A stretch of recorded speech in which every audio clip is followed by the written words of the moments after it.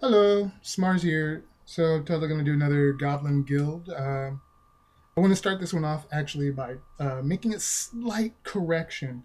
Um, I don't know if anyone really picked up on it, but in the latest issue, when I posted the sort of the timeline of the previous Crimson Kings, if you really look, you'll notice that there is, I guess, a discrepancy in as far as when certain events happen.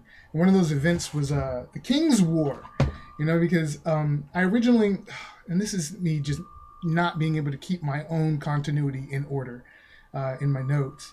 And so I originally posted back in issue 27, I think, in the little data sheets at the end of that one, that the King's War began in the year 5732 during the reign of the Second Crimson King. And the Second Crimson King, he wasn't born until 5750.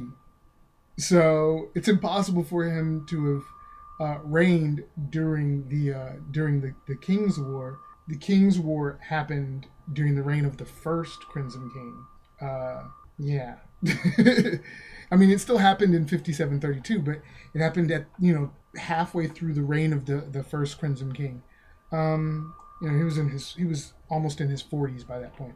Anyways, so there's that. That's that little tidbit. And I guess I'll go back and I'll correct some of that stuff in that issue, just to make sure everything stays in order and makes a little bit of sense. I think also the idea that the first Crimson King took the throne in 5628 is incorrect because he wasn't born until 5684. So yeah, it's just a lot of correcting that I had to do in the timeline, because I knew that the other Crimson Kings existed, but the only Crimson King that I had given a date of birth to was the current Crimson King. So I had to work backwards from his date of birth, and I'm terrible with numbers. So originally, when I went backwards with the dates, I I completely screwed up, and I sort of miscalculated his father, miscalculated his grandfather, and miscalculated his great grandfather's date of birth, and so everything just got completely screwed up. But I've corrected it since then, so I don't know. All right, so we got a new question this week. It's from Vintel on DeviantArt, who says that he's been curious about how the logic spectrum works. He says he doesn't really understand how it's measured. He wants to know if it's measured by color alone or is it something completely complicated. um, hmm. I can say that it's both complicated and not. And by me saying that it is complicated is just me saying that there is a lot more to it than the characters understand in the story.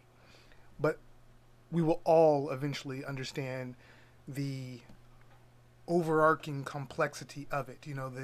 Just how complex it can be. But I can sort of explain it in its basic form, or to the level that the characters understand right now. Also, that I tend to be a little convoluted in my thinking, so and in my construction of things like this. So it may be too clumsy to explain, but I'll try. So basically, the deal is that logic isn't so much measured by the color as it just simply manifests itself in color. It's energy, and so if it has to manifest itself in some way, sure, why not color? That's basically why I chose it. I'm obsessed with the color spectrum and the visible light spectrum, the non-visible light spectrum, things like that. I'm completely obsessed with them, and so I thought it would be kind of interesting to have the power, the actual, the act of incantations, sort of visualized in this way. But for them, it's sort of like, let me think. They're like degrees, like, okay, well, we look at a single character's their logic spectral range. Like Jeff. Jeff's is P100 to YO44, which is purple 100 to yellow orange 44. And like really with that, all that's saying is that Jeff is really, really accomplished at the most basic logic, that being the purple side of the spectrum. It's a matter of intensity. I know it's actually opposite of the real color spectrum. Anyways, but I went in reverse because, I don't know, I think I have more of an attachment to cooler colors than I do warmer colors. But purple is at the bottom of the spectrum, and that's the most basic thing that you can learn. The most basic kind of incantations you learn, like right in school when you're taking up your initial apprenticeship, and you learn all that kind of stuff. And that's basically, Jeff pretty much has a very good understanding of that kind of stuff, even though he's very terrible. Beyond that, though, it really could extend beyond basic logic. He's at 87% in that sort of aqua blue, when it starts moving into the aqua blue. And that's because he knows less about logic there. And even if he knows more incantations, he's less accomplished than the ones that fall along the purple order. So it comes down to, it's a matter of like practice, how frequently someone practices particular incantations from a specific logic sect or a variety of logic sects. Some things are just more complex, like the logic over at the dark red side of the spectrum. That's really, really complex stuff. Complex in the sense that for logic to work, it's about the speed at which you can actually do the incantation. Sometimes it's a matter of the frequency at which you can mix incantations to create an incantation. Like some incantations, they branch off into other logic sects, and the visualization of that is the idea that sort of coexists with the color wheel, and the way that works. You have your primary colors, your secondary colors, your tertiary colors, yellow and blue makes green, that kind of thing. So think of like yellow and blue being the equivalent of two different incantations from different logic sects, or even a generally unified logic sect that later broke off into other ones. And you have to use those in tandem to create a third effect. It's the longer I'm talking about this, the more convoluted it seems.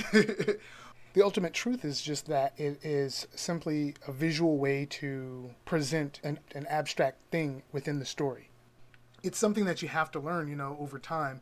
You have to learn how to build, it's like stacking, incantations. You have to learn how to stack, and there's a lot of memorization involved. I'm struggling to not give spoilers, and just to explain this, but that is about as much as I can explain for it. I hope that's not too difficult to understand. So anyways, thanks for that awesome question. That was really cool. It made me think. And again, if anybody has any other questions about the series, anything, as long as it doesn't really push into spoiler territory, then I'm willing to answer it. And feel free to send questions in the form of a note on DeviantArt, or send them to my email, goblincomics@gmail.com. Thanks for watching. Thanks for reading. Bye.